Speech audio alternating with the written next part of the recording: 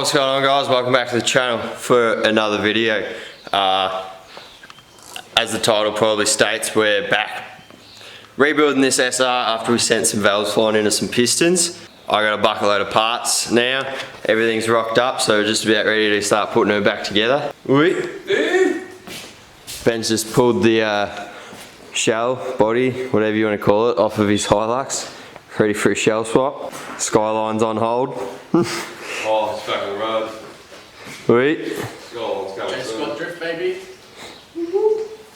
So yeah, I just picked up the head from the machine shop. I tried to smash the old valve guides out of the head because I was worried they might be bent from bending valves and could not do it, so I took it to the machine shop to get them to do it. They put my new bronze valve guides in. They recut the valve seats to suit my new BC valves, and then gave the head a bit of a deck as well. I'll flip it over and give you a suss. So here we are on the underside of the SR head. We've got a nice, beautiful, fresh deck just to make sure she's all sweet. I wasn't going to because it wasn't that old, but she'll be right. We got our new BC valves in there, our brand new valve seats. It's looking absolutely beautiful. So he actually rang me up yesterday, the machiner. It only took 2 days. Shout out to Precision Engines in Moolap, Geelong. If you're in the area and want any machine work, highly recommend. Took like 2 days to get all this done, and their customer service was sick. So stoked with that. Pretty hard to come by. But yeah, he rang me up yesterday. He's like, "Oh, would you mind if I installed the valve springs and valves and retainers for you so I can teach the young bloke how to measure pressures and do all this, and I'll do it for you free of charge." So I was like, yeah, why not? So I dropped the springs and everything he was missing to do that. So the springs, valves, retainers and keepers are installed, and now I just got to put the rest of it together. So I can't really complain. He had all the tools to do it anyway, so makes it a lot easier for me, saves me a bit of time and stuffing around. So we got the block here. Got a few things I want to do on this before I start looking at the head. One thing I'm going to do, got this new innovative oil pressure and temperature sensor gauge. It's pretty neat. You can plug it into a computer and program your warnings and stuff into it. So this other one, which is a bit haggard, it kept beeping because it wasn't meant for SR20 low oil pressures. So whenever it dropped below 20 psi on idle, it just sit there beeping at me. So this one I'll be able to program, and I'll have oil temperature as well, which will be sick. So that's just going to go, this temperature is going to go straight in the sump, which is nice, where the old return for the oil pressure regulator was, which I'm not using anymore. And then the pressure sensor will go straight into that sandwich plate there. Should be sweet.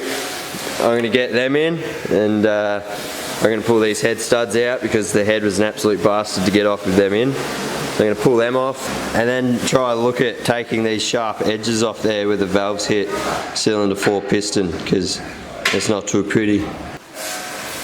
What are you doing here, lad? I'm machining my pistons, mate. No? Foil? A little bit of a... That's how it's done. Here at J Scott Engine Builds. Oof. Oof. We machine pistons with files. Hold on. Sandpaper. 120 grit. So. Smooth her off a bit. Might work my way up the grits a little bit, get a little bit smoother. Make sure that air disperses nicely on top of the piston.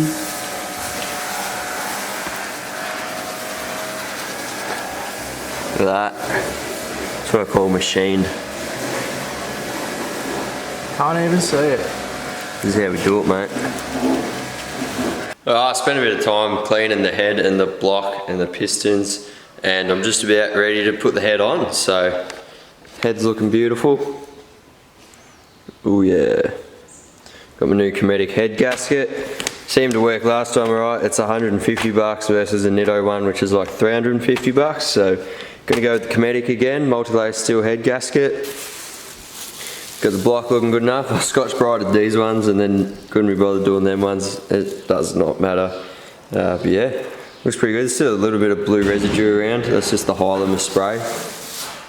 This stuff here, so I use that on the metal head gaskets. Just a little bit of adhesive sealant helper. So I'm going to go ahead and give the gasket a couple coats either side and then get this head on. I've got the studs out so I can get it on easier. Put the studs in, bit of fastener assembly lube, put the studs back in once the head's on and torque her down.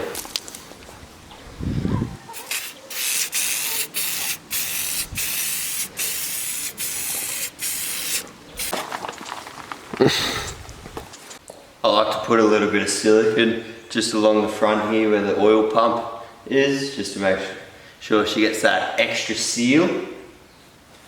And now I'll get Ben's help and I can put the head on.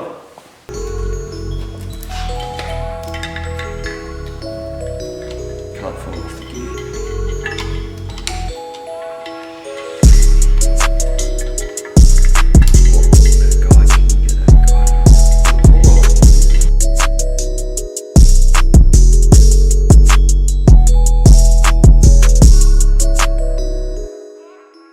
Now I get these studs in and start to bolt it down. It all lines up nicely. Head back on. Go ahead and get some studs in. Alright, got the fresh head on. The studs, washers and nuts are installed. I'm going to go ahead and torque them down. So starting from the inside, working out 3 equal steps up to 90 foot-pound. So we'll go 30, 60 and then final torque will be 90 foot-pound. Using this torque wrench here. I don't know if you can see there. We got brand new valve seals in there, brand new bronze valve guides. There's heavy duty valve springs I was running before, standard retainers and keepers, and brand new BC valves in there as well. Pretty nice. Pretty good that I didn't have to install the springs. Someone offered to do it for free because to get them out I used a G-clamp, this thing here, the quick grip with a socket that had a section grinded out of it. And a magnet. It worked alright, but putting them in would have been fun. So the fact that the machine dude wanted to teach his young fella how to do it and how to measure all the tolerances, they installed the valve guides and then reamed and homed them to the correct clearance, which is like 0.004 of a mil. And well, they're set different for exhaust and intake, but there's a bit in it. Would not recommend doing valve guides yourself, and wouldn't recommend getting them changed unless you have to, but it was pretty easy. This took like 3 days to get done, so that's pretty sick. We'll go ahead and torque this all down and then continue on with the reassembly. Final torque up to 90-ish foot-pound. See if the chicken arms can handle it. Gonna be hanging off the dog. Annoying it moves, really. Oh, look at this stupid thing. I'm pushing the other way or what? Yeah, you are. Woo. This one, you ready?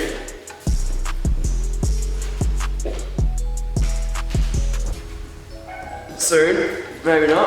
You wait for that quick. Yeah, no, really go.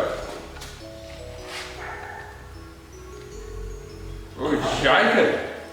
Look at it. Oh, would you do up, Randy?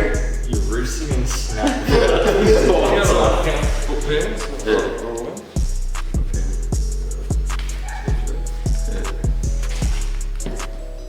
Hey! Yeah, go big jokes. How'd it go, you reckon? Yeah. What, fucking spin that, man? Oh, pull it until that clicks out, but go slowly because you don't want to go past that clicks out.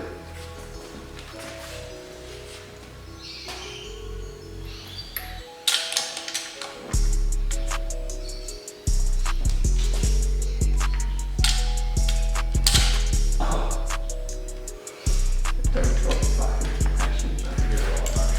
Oh, that's clear. Pull on it, slow. Yeah. Nice and easy, mate. You did one. You did one. Ew! Head's torqued and the camera's about to die. 90 foot-pound, went over him a couple of times. I don't know, head just pulls down a bit more, I suppose. So. Yeah, that's sick. Engine's got a head again. Ew. Get a review on what it is. Your VB. VB. It's a bit bitter. I think it's made in Victoria, that's where it's named from, but really couldn't tell you much more than that, mate. No reasonable price, fucking 15 bucks a sixer, you know. 15 a sixer? Yeah. Really? Found it my local anyway. That's alright, not bad. Cans, bottles, you know, get what you want. Could you get an ASMIR? Fuck's that, mate? Have a drink.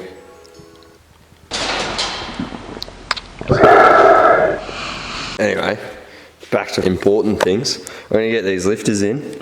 So I'm going to put them in a bit of oil, and you can get like an Allen key, or I just got a bit of filler rod from the TIG welding, and you can pump them and like pump the air out of them, fill them with oil. I don't know if it really matters, because if they sit in the engine anyway, they're probably going to leak all the oil out, but I'll do it anyway because noisy lifters sucks, so I'll do that, get all the lifters in. I'll show you how I bleed it. Sit her in the oil, get that in there, find the sweet spot. Hold on, there it is. Bang, see the air coming out?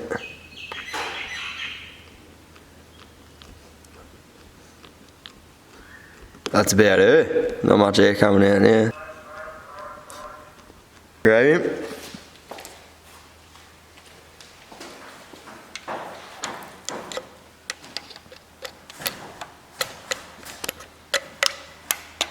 Bang, lifter installed. Alright, so as you saw, I got the lifters in, getting some progress, got a heap of oil in there, covering everything, making everything nice and lubed up.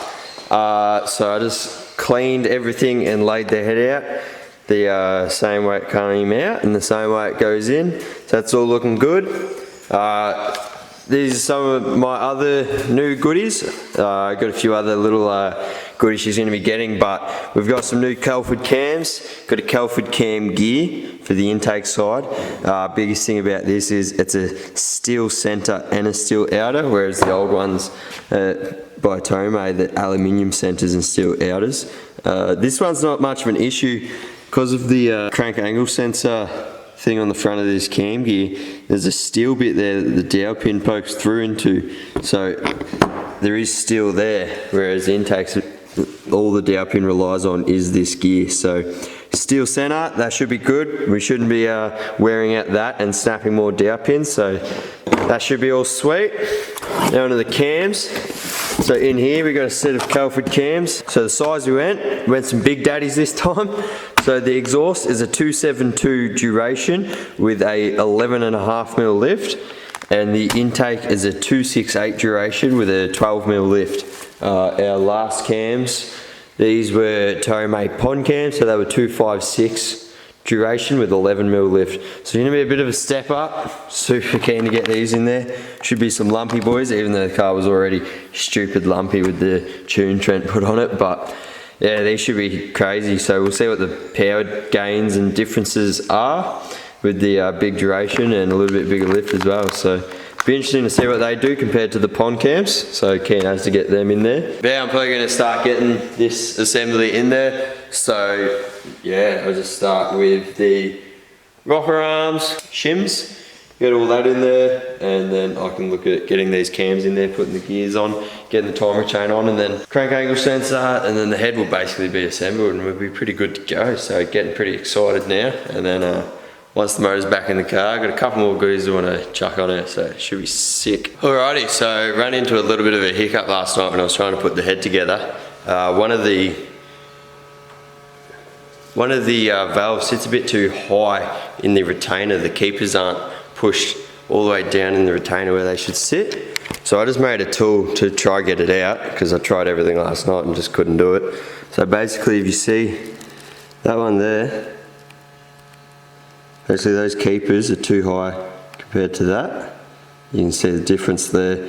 So I don't know why they're not sitting all the way down. I don't know if the dude at the machine shop cocked them up or something, but I'm going to use this tool I just jerry rigged up. There's a nut welded on the back of that. I'm going to fill the cylinder with air and then tighten this up, which will push down on that plate that I made down there to compress the springs, and then I'll get these keepers out and have a look what's going on. Ben got his new shell mounted to his body last night, painted in the Land Cruiser tan colour. This thing's going to be sick. Not bad for a shed paint job. Came up really good. Pretty gnarly. Yeah, these things are going to be pretty cool. Well, I found my issue. These are 2 keepers out of one of the sides. All looks good. These are the 2 keepers that were sitting too high. Oh, camera doesn't want to focus. I don't know if you can see the length difference on them. They're 2 completely different keepers. The dude that machined it must have lost one of my keepers and then replaced it with this thing, which is too big. Now it sits in the wrong spot. Alright, I'm back doing more on the SR. It's the next day actually. I went and picked up some keepers off Damo. Cheers Damo. He runs a shop in Geelong called GMF, Geelong Motorsport Fabrication. Check him out if you're in the Geelong area. He does some absolutely insane fabrication work, but he hooked me up with some keepers and I've got it back together now. So now it's sitting how it should. The shim is sitting at the right height. And I've gone ahead and put all the rocker arms in. I just might note, if you are planning on doing something like this and you're watching this video or whatever, I do use this oil can and I lube everything after every step of everything I put together, because you can never have enough oil and you don't want anything to be dry when you go to start it. And I'll be using some assembly lube on the rockers there where the cams push. But I'm just about ready to get these cams in, so I'm going to clean them with brake cleaner, get rid of the packaging lube that they have on them, lube them with oil, and then put the assembly lube on all the touching parts, just because if the motor sits for extended periods of time after assembling it before the first initial start, then standard oil might drip its way out of these areas, so assembly lube won't be going anywhere. I will have to flush the motor with some break-in oil of some sort on the first start, just to flush all the assembly lube out of the engine. But yeah, I'm going to clean these up, lube them up, and go ahead and get them in. Gave the cams a clean and a lube. I'll get the assembly lube out. Rid of this stuff left over from some engine build of some sort. It's pretty gooey stuff.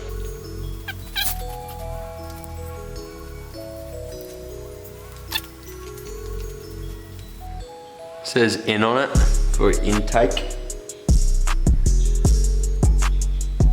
Now I'm going to sit under this front one at top dead center, because that's going to be how I time it. So I'm going to place everything in time to begin with. So cylinder 1 at top dead center.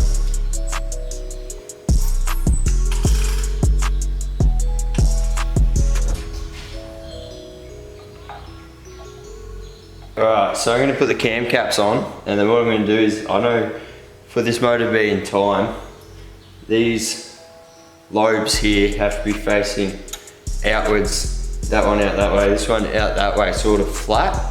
So I'm going to get the cam caps in, start to pull them down evenly, starting from the inside out, and then use a spanner on these bits here. You can get a spanner or a little shifter, and before I pull them down too much, I'm going to make sure they're orientated the right way. Close enough's probably going to be good enough, because I can see what valve it pushes down. Basically, you don't want to pull it down completely in the wrong spot, and it'll end up pushing the valves into the pistons, and that's not what you want. So you want to have it pretty close to in time anyway. But yeah, pull it down slowly. Once you've got a bit of pressure on them, should be able to adjust them anyway. So see how we go.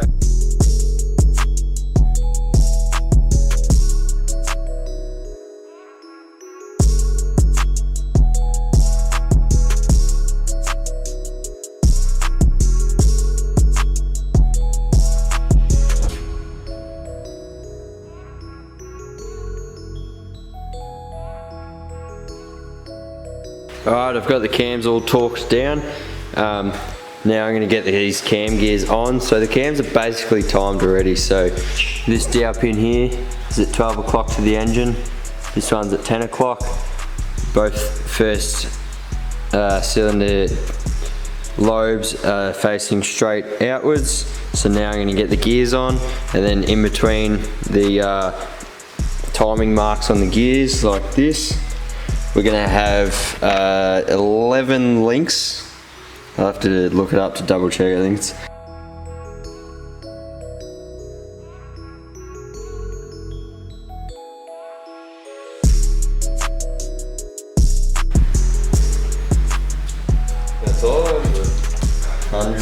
1 to 116 foot down.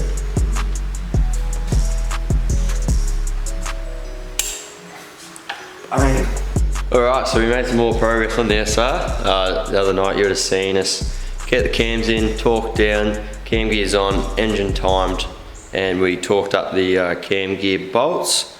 I ended up adjusting the cam gear, the intake cam, 4 to 5 degrees advanced, just to try to get a little bit more low end power. I've gone ahead and got the rocker cover on now too, so head's basically done. Just starting to do some accessory stuff, put some new belts on and shit like that. I've got the intake manifold here. The other day I actually did some modifications on it, so it had a block that was on it for the idle air control valve, which I wasn't using anyway, and where the block was welded on, it came like that, but it was all cracked, and it was like JB welded. I JB welded it when it was in the car at one point. So I ended up cutting that all off and then just blocking it up, welding in a bit of aluminium plate. Came up okay. Some of the welds aren't the best, but I had to fill gaps and holes and stuff, so got that in there, and now I'm going to get this intake manifold back on the car, the engine, and then start to tidy up some things. I need to give the motor a wash and start looking at the clutch and flywheel.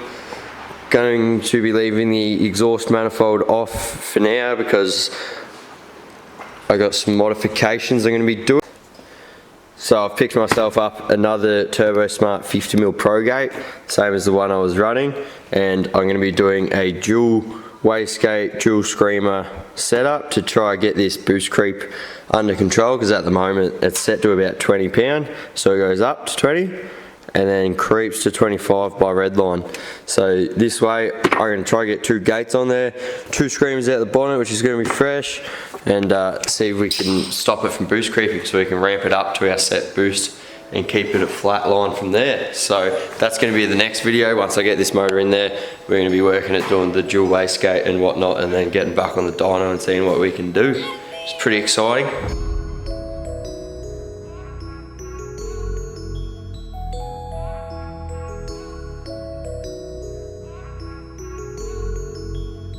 Alright, gave the engine a bit of a wash, it's a little bit cleaner. Yeah, now I'm going to get it off the stand onto the crane so I can put the flywheel and clutch on, gearbox.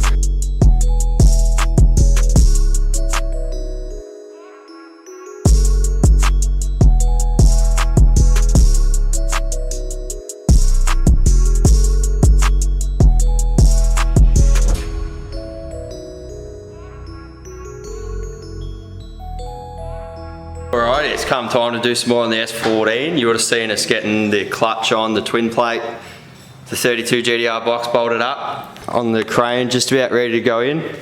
I spent all day yesterday pulling the dash out, pulling the wiring apart to see what happened to the wiring system when we were trying to start the car at the track, and then decided to shit the bed. Issues on issues. And yeah, came to the conclusion that I probably fried my ECU, so today I went up to Melbourne, bought a new pair of ECU, just plugged it in, and it works, which is sick, and also not sick too, because I got a fried ECU now. I think I know what happened. I think because my ECU grounds to the body, I think I should probably run cable and ground it straight to the battery, because all that cranking at the track, I think the current from the starter motor was on its path back to the battery, might have gone through the body and then gone through the electronics somehow, and it's fried my ECU, and I'm pretty sure it's fried my GFB boost controller as well. This thing, that thing's not that cheap, and it was a sick boost controller, so I don't know what I'll do. I might just put a T in for now.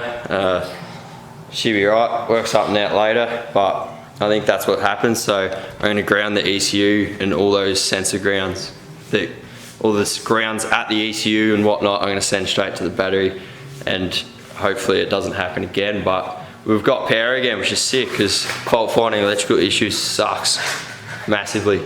But yeah, I just squirted ethanol everywhere, so I'll wait till the floor to dry after mopping it up, and then we'll start getting this thing back in there. Yeah,